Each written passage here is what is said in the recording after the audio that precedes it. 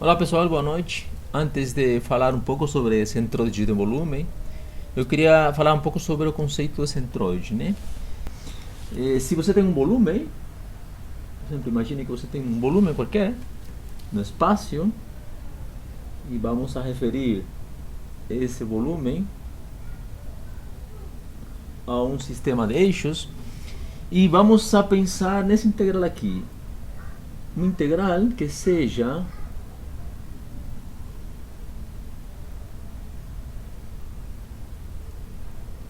uma integral em todos os elementos de volume do corpo, onde esse aqui, que é R, é um vetor que fixa a posição desse elemento de volume. Estou colocando aqui uma tilde, né? R tilde. Vamos colocar isso melhor.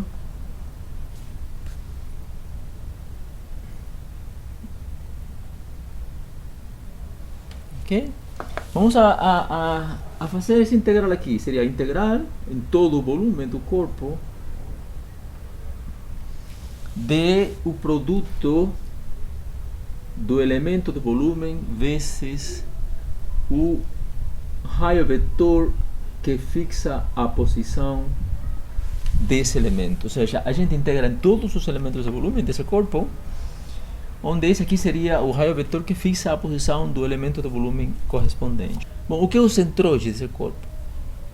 Desse volume. O que é o centroide desse volume? Bom, o centroide, algum ponto, tá? Que esse ponto ele vai estar fixado com um raio vetor esse aqui, né? Traço, para distinguir o tilde, que fixa os elementos de volume. Esse aqui fixa a posição do centroide. Então o centroide é esse ponto que ele está fixado nesse raio vetor, tal que o volume total vezes o raio vetor que fixa a posição do centroide igual a essa integral.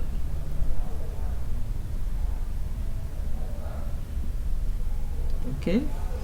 Isso é por definição o que é o centroide. Ou seja, é um ponto onde, se você multiplica o volume total vezes o raio vetor desse ponto, equivale a você fazer a integral em todos os elementos de volume vezes o raio vetor que fixa cada elemento do volume.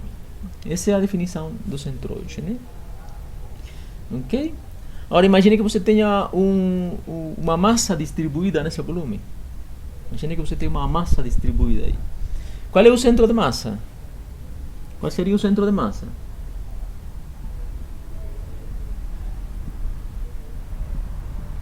Isso aqui é o centroide, né? Desse volume. E essa integral é a todo o volume, né? Qual seria o centro de massa? Bom, a gente pode dizer que o centro de massa seria um ponto que está fixado por um raio vetor. Eu vou colocar aqui centro de massa, tá? Tal que se a gente multiplica a massa total do corpo vezes esse ponto aqui, você vai ter que isso vai ser igual, ok? Isso vai ser igual a integral em todos os elementos de massa vezes os raios vetores que fixam cada elemento de massa, né? Agora imagine que você tem aqui uma massa distribuída nesse corpo que tem volume V, mas agora imagine que você distribui uma massa nesse volume. E cada elemento do volume ele vai ter um elemento de massa aqui dentro, né? Que a gente sabe que a relação entre o elemento de volume e o elemento de massa seria esse aqui, onde esse aqui é a densidade de massa do corpo, tá? Então esse seria o centro de massa, né? Tá? Para analogia, tá? A gente sabe, essa é exatamente a fórmula que a gente usa para calcular o centro de massa do corpo. Mas qual é o sentido do centro de massa? Ou seja, o centroide é o ponto onde você teria, mais ou menos, a ideia seria onde você teria concentrado todo o volume do corpo. Sim, porque aqui você integra em todo o volume, mas em relação ao centroide basta multiplicar o volume do corpo total pelo centroide para você ter a mesma integral, né? Para o caso do centro de massa seria o ponto onde você tem concentrada, ponto onde você teria concentrada a massa desse corpo. Mas por quê? Porque existiria um tal ponto. Porque existe um ponto onde você tem concentrado toda a massa. Bom, a gente pode fazer uma coisa. A gente pode derivar essa equação, se você deriva isso aqui em relação ao tempo, né? Se você deriva toda essa equação em relação ao tempo, como a massa é constante, ela não é afetada pela derivada, aí você vai ter a massa vezes a derivada em relação ao tempo disso aqui, que seria a velocidade do centro de massa. Sim? Ok? E agora, essa derivada, quando ela age na integral, ela entra dentro da integral, porque é uma operação linear. A massa, como é constante, não é afetada pela derivada, só isso aqui fica dm. Aqui seria a derivada em relação ao tempo disso aqui, mas esse aqui é a velocidade de cada elemento do volume. Eu vou colocar assim. Sim? Então reparem o que a gente tem aqui. Esse aqui é o momento linear total do corpo, ou seja, esse aqui é o momento linear total, é a soma nos momentos lineares, né, ou na quantidade de movimento, que é a massa vezes a velocidade, quantidade de movimento, na soma nas quantidades de movimento de todos os elementos de massa do corpo. E isso aqui é o momento linear do centro de massa. Tá? Ou seja, o momento linear do centro de massa equivale à soma de todos os momentos lineares de todos os elementos de massa do corpo. Isso aqui a gente já sabe de Física 1, né? O momento linear é uma grandeza aditiva. O que está dizendo essa expressão aqui é que o centro de massa é o centro de inércia do corpo. Tá? Essa expressão está falando que o centro de massa é o centro de inércia porque a gente sabe que o momento linear se conserva. Se há ausência de forças, o momento linear se conserva. Logo, a conservação do momento linear do corpo é a conservação do seu centro de massa. Né? Se esse corpo, essa massa que está distribuída nesse volume, se o centro de massa inicialmente estiver em repouso, em ausência de forças, ele vai continuar em repouso. Ou se estiver inicialmente em movimento retilíneo uniforme, ele vai continuar em movimento retilíneo uniforme. Então, o centro de massa é o centro de inércia do corpo. Ok? Bom, e o que seria o centro de gravidade? O que seria o centro de gravidade, né? Então, eu vou deixar para vocês pensar um pouco sobre o centro de gravidade. Eu já falei um pouco no vídeo anterior. Na situação em que a densidade de massa seja constante, seja constante em todos os pontos do corpo, se o centro de massa coincide com o seu centro de gravidade, se a gravidade seria constante em todos os pontos do corpo. Tá? Ou seja, coincidiria o centro de massa com o centro de gravidade. Eu vou deixar para vocês pensarem nisso e eu vou passar a resolver um problema de centroide de volume. Vamos a determinar o centroide do volume encerrado nesse cone. Né? É um cone de base circular, de raio R e altura H. Qual seria o centroide? Né? Onde estaria esse centroide? Não seria o ponto onde você teria um equilíbrio geométrico dessa figura?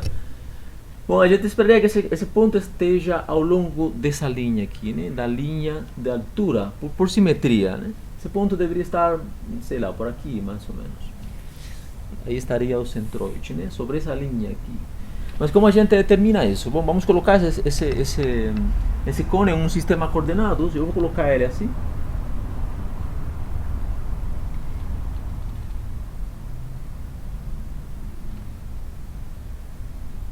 Ou seja, eu vou colocar esse cone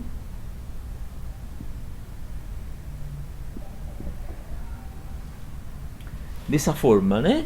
Onde essa distância daqui a aqui seria H. E então essa distância aqui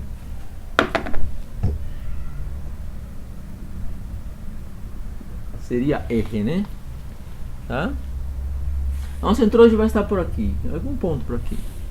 O centroide do volume a gente pode determinar da seguinte forma: a coordenada x do centroide. Bom, o centroide dessa figura vai ter só coordenada y, né?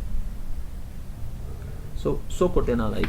Um ponto que tem apenas coordenada y. Ele vai ser a integral do elemento do volume vezes y2, ok? Esse aqui seria o centroide do elemento do volume sobre o volume do cone. tá? E a gente tem que escolher um elemento de volume. Essa é toda a questão aqui. Qual seria um elemento de volume que você usaria para resolver esse problema? Em geral, é uma integral tripla, né? Você tem que integrar nas três variáveis, mas é um problema muito simétrico e você tem aí relação entre as variáveis, né? Então a gente pode transformar essa integral para uma integral simples. O elemento de volume aí bom seria um que respeita a simetria do problema. Seria esse aqui, né? Se você escolhe um elemento de volume assim, seria um corte. Estou fazendo um corte nesse cone de raio R aqui um círculo de raio R e aqui vai ter esse aqui seria seu dy, ok? Esse aqui dy, ou seja, é um pequeno cilindro. Reparem que esse cilindro ele tem essa largura aqui é diferencial, é bem diferencial no sentido matemático, né? Tá? Eu estou representando ela aí grande só para a gente ter uma ideia. A que se iguala esse elemento de volume? Bom, esse elemento de volume vai ser o volume desse cilindro, né? Que seria a área da base, que é πr quadrado, vezes dy. Só que reparem, esse raio aqui, ele está ao longo de C, né? Tá? Logo, essa altura aqui é uma altura C qualquer. A gente pode usar aqui, em lugar de πr quadrado, pode usar a variável C. Seria uma altura, essa aqui seria uma altura C. E para a gente resolver essa integral, a gente teria que levar toda essa integral a y, porque a gente está integrando em y. Essa aqui é a variável de integração. Logo a gente teria que escrever esse c em função de y, né? Mas não é difícil fazer isso, porque há uma relação entre a variável c e a variável y, né?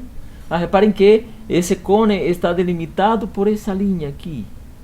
Na verdade, essa linha ela gira toda em torno do cone, mas ela define uma relação entre c e y. Ou seja, entre as variáveis c e y há uma relação linear, né? E não é fácil ver que c é igual ou seja, a equação dessa linha é a inclinação dessa linha vezes y. Essa linha tem uma inclinação igual à altura sobre essa base aqui, ou seja, r sobre h, y. Logo, como ficaria essa integral? Aqui fica integral, aqui y é o centroide do elemento do volume, que é o próprio y, logo sai um y aqui, e você tem aqui um y quadrado, por esse c quadrado aqui, tem um y quadrado. Então fica π, e c quadrado seria r quadrado, sobre h quadrado, y quadrado, com esse y fica y ao cubo dy. E aqui embaixo é o volume de um cone, né? Eu vou deixar a integral, seria integral de π c quadrado, que é r quadrado, sobre h quadrado, y quadrado dy, né? Aqui a integral vai de 0 a h, que é o intervalo de variação da variável y. Aqui podemos cancelar esse π com esse π, r quadrado, isso com isso. Aqui fica uma integral que dá y ao cubo, y a 4 sobre 4, y ao cubo sobre 3. Então fica um h4 acima, um h ao cubo embaixo. Aqui fica 4, então é 3 quartos de h. 3 quartos de h. Esse é o centroide dessa figura. Ou seja, o centroide vai estar em um ponto que é 3 quartos de h, por aqui mais ou menos, ou seja, a distância, um ponto que vai estar a uma distância 3 quartos de h. Ou seja, se a gente olha aqui nessa figura, o centroide vai estar aqui do vértice a 3 quartos de h, logo vai estar da base a 1 quarto de h. Ou seja, essa distância aqui é 1 quarto de altura. Então, esse é um exemplo do centroide de volume e vocês podem continuar resolvendo alguns exemplos que aparecem no livro. Tá? Na próxima aula eu vou falar um pouco sobre a aplicação do cálculo de centroide para determinar áreas e volumes usando o teorema de Pappus.